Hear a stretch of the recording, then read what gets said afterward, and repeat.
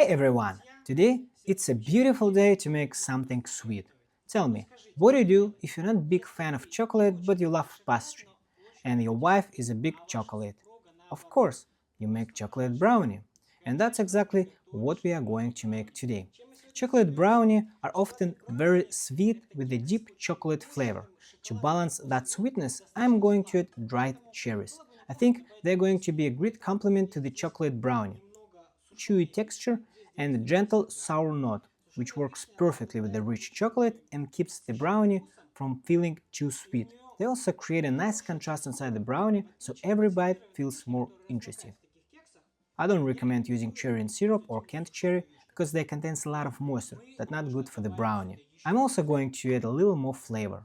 I'll soak the dried cherries in bourbon. You can also use rum or cognac. The bourbon adds warm, woody notes with a hint of vanilla and caramel, and it makes the cherry flavor deeper and more complex. I have about 70 milliliters of bourbon, and I'll let the cherry soak while I'm preparing the brownie batter. This way, the cherry softens slightly and absorbs the flavor without releasing too much liquid in the batter. We need 180 grams of the high-quality chocolate. I got mine from Trader Joe with a high percentage of cacao. That's very important. The better the chocolate, the better the brownie you'll get. Good chocolate gives you a deeper flavor and a richer texture, and this is really where the brownie can fail or succeed. We will melt the chocolate together with the butter using bain-marie.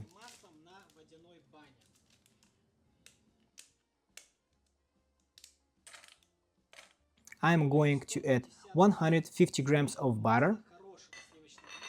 Place the bowl over the water bath and melt everything slowly. This gentle heat helps keep the texture smooth and prevent the chocolate from burning. I have 3 eggs and 150 grams of sugar. I am going to mix them together. You don't need to beat it too much, just mix well until everything is combined. Overmixing can add too much air and we want the brownie to stay dense and fudgy, not like a cake. Now add 2 tablespoons of flour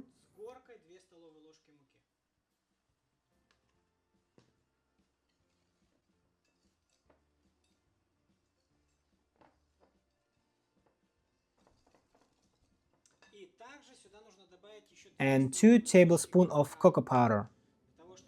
This is high quality cocoa powder with a high percentage of cocoa butter.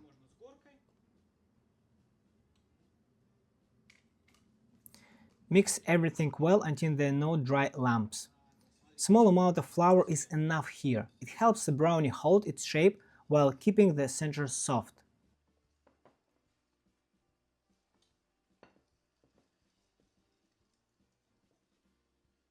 The chocolate is melted and ready to use.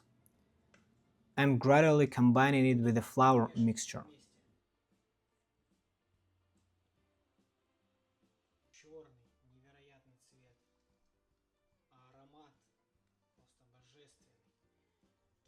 I also added the cherries together with the bourbon they were soaking in. At this point the butter should look thick, glossy and very rich. Look at this silky, smooth texture of the butter. The texture is exactly what tells you the brownie will be moist and fudgy once it's baked. Transfer everything to a baking pan and bake for about 30 minutes at 360 degrees Fahrenheit or 180 degrees Celsius. Then we'll see how it turns out. The goal is to bake it just enough till the edges are set, but the center stays soft. The brownie baked for 30 minutes in the oven, and after that I let it cool for another 30 minutes. This resting time is important. It helps structure set and makes slicing much easier. The smell is incredible. I can feel the deep chocolate aroma mixed with a hint of bourbon and dried fruit. Let's serve it and taste it.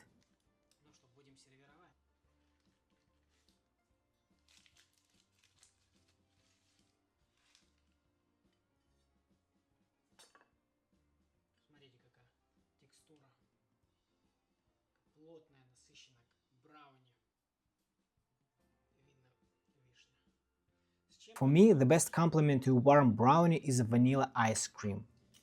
The cold ice cream melts slowly on top and balances the richness of the chocolate. You can sprinkle it with the dried cherries and sliced almonds or chopped hazelnuts.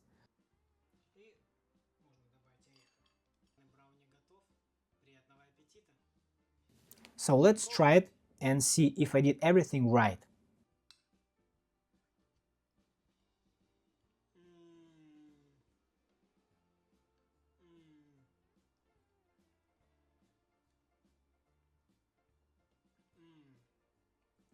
That's incredible flavor. Warm chocolate brownie with the vanilla ice cream. I can taste the richness of the chocolate and slight sourness from the cherries, and a light bourbon note. The texture is dense and moist inside, not dry at all, exactly the way a brownie should be. Highly recommend this recipe, try it at home and let me know in the comments what you think. Please like, subscribe and see you soon.